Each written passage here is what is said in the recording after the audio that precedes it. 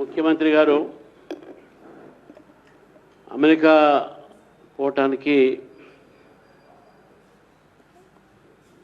Minister of external affairs వారికి clearance ఇవ్వకపోవటం, అదేవిధంగా వారితో వెళ్తున్న బృందానికి మాత్రం పర్మిషన్ ఇచ్చి అక్కడ అగ్రిమెంట్స్, అదేవిధంగా ఇన్వెస్ట్మెంట్స్ కోసం జరగాల్సినటువంటి మీటింగ్స్ ఇవన్నీ కూడా చేసుకోవచ్చు అని చెప్పేసి కూడా పర్మిషన్ ఇవ్వడం జరిగింది.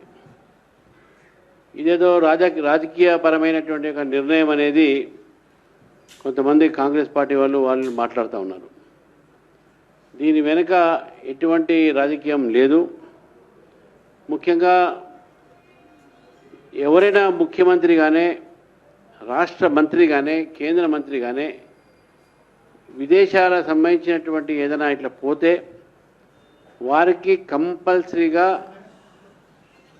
కంపల్సరీగా వాళ్ళకు ఈ మ్యాండేటరీ క్లియరెన్స్ అనేది ఉంటుంది, కన్సిడరేషన్స్.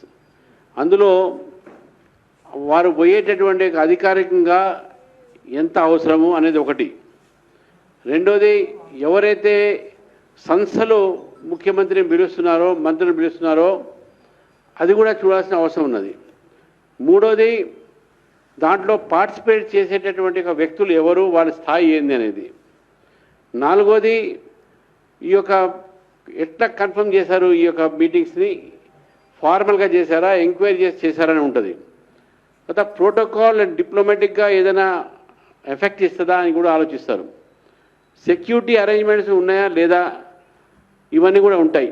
తర్వాత ఆ దేశంతో భారతదేశ ఒక సత్సంబంధాలు ఉన్నాయా, లేకుంటే విపరీత సంబంధాలు ఉన్నాయని చెప్పి చూస్తారు. తర్వాత ఫారెన్ హాస్పిటాలిటీ, అంటే అక్కడ ఏ విధంగా వారు రిసీవ్ చేసుకుంటారో, ఎఫ్సిఆర్ఏ రిలేటెడ్ ఏదైనా కేసెస్ ఉన్నాయా అని చెప్పేసి కూడా ఇష్యూస్ని అడుగుతారు. ఇది బేసిక్గా ఈ కన్సిడరేషన్స్లో ఎవరైనా ముఖ్యమంత్రి గారు పోతే, ఈ కానీ మినిస్టర్స్ పోతే ఈ కన్సిడరేషన్ మీద మినిస్టర్ ఆఫ్ ఎక్స్టర్నల్ అఫేర్స్ వారికి పోవాలా వద్దా అని గైడ్లైన్స్ ఇస్తుంది, ఇస్తారు.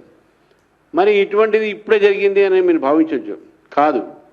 తరుణ్ గొగోయ్ గారు కాంగ్రెస్ సీఎంగా ఉన్నప్పుడు 2012లో యునైటెడ్ స్టేట్స్కు, ఇజ్రాయిల్ అదేవిధంగా పోతున్న సమయంలో అప్పుడు యూపీఏ గవర్నమెంటే వారికి పర్మిషన్ ఇవ్వలే. తరుణ్ గొగోయ్ 2012లో. అదేవిధంగా అర్జున్ ముండా బీజేపీ సీఎం, అప్పుడు జార్ఖండ్, అప్పుడు యూపీఏ ప్రభుత్వం ఉండే, వారు థాయిలాండ్ పొలిటికల్ క్లియరెన్స్ డినై చేసింది కాంగ్రెస్ పార్టీ అప్పుడు. అంతెందుకు నరేంద్ర మోదీ గారు అమెరికా పోవాలన్నప్పుడు ఇస్తే ఇదే కాంగ్రెస్ ఎంపీలు, కాంగ్రెస్ ప్రభుత్వం వీసా ఇవ్వొద్దని చెప్పేసి ఈయనకు అని చెప్పేసి రాసింది కాంగ్రెస్ ప్రభుత్వం. కాబట్టి ఇందులో ఎటువంటి రాజకీయమైన కోణం లేదు. కాబట్టి ఇది ఎటువంటి దీని మీద రాజకీయ అంశం చేయకూడదని చెప్పేసి కూడా భారతీయ జనతా పార్టీ స్పష్టంగా చెప్తా ఉన్నది. అదేవిధంగా ఈ యొక్క సంబంధించినటువంటి దాంట్లో మోదీ గారి యొక్క ఏదైతే వీసాని ఏ విధంగా వీళ్ళు రాకుండా చేసే ప్రయత్నం చేసి ఒకసారి వాళ్ళు గుర్తు చేసుకోండి. ఇది కొత్త విషయం కాదు. అయినా రేవంత్ రెడ్డి గారు వారు గతంలో కూడా వెళ్ళారు, ఎప్పుడు ఆపలేదు. ఈసారి ఆపటంలో తప్పకుండా మినిస్టర్ ఆఫ్ ఎక్స్టర్నల్ అఫేర్స్ పెట్టినటువంటి కండిషన్స్ ఎక్కడో చోట లోపాలు ఉంటాయి. కాబట్టి ఇది ప్రొసీజరల్గా ఆపినటువంటి ఒక పద్ధతి మాత్రమే, కానీ దీంట్లో రాజ్యాంగ కోణం లేదు అనేది నేను స్పష్టంగా భారతీయ జనతా పార్టీ నుంచి స్పష్టం చేస్తా ఉన్నాను. ధన్యవాదాలు. ఇంకోటి, ఈరోజు నీట్ సంబంధించినటువంటి చాలామంది విద్యార్థులు వారి యొక్క తల్లిదండ్రులు రావడం జరిగింది. నీట్ రాసిన తర్వాత 4.5 సంవత్సరాలు మెడిసిన్ చేస్తారు, 4.5 సంవత్సరాలకు ఫీజు కడతారు. కానీ కొన్ని ప్రైవేట్ కాలేజెస్ 5 సంవత్సరాలకు ఫీజు, ఎందుకంటే ఫీజ్ అండ్ అడ్మినిస్ట్రేషన్ కమిషన్ ఏదైతుందో, Telangana admission and fee regulatory commission, వారు 5 ఇన్స్టాల్మెంట్లో 4.5 సంవత్సరాలు ఫీజు కట్టమన్నారు.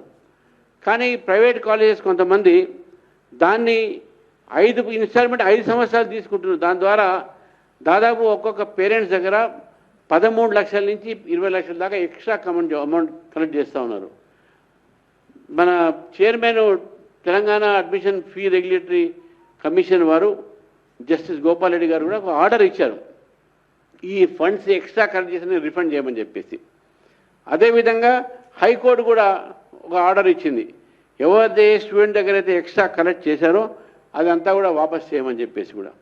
ఈరోజు భారతీయ జనతా పార్టీ నేను మళ్ళీ డిమాండ్ చేస్తూ ఉన్నాం, హెల్త్ సెక్రటరీ గారు ఎవరెవరైతే స్టూడెంట్స్, అదేవిధంగా డైరెక్టర్ మెడికల్ ఎడ్యుకేషన్ కూడా, హెల్త్ మినిస్ట్రీ కూడా స్టేట్ గవర్నమెంటు ఎవరెవరైతే కాలేజెస్ ఏవైతే ఇన్స్టిట్యూషన్స్ ఎక్స్ట్రా ఫీజు కలెక్ట్ చేయడం జరిగిందో వారికి వెంటనే అడ్మిషన్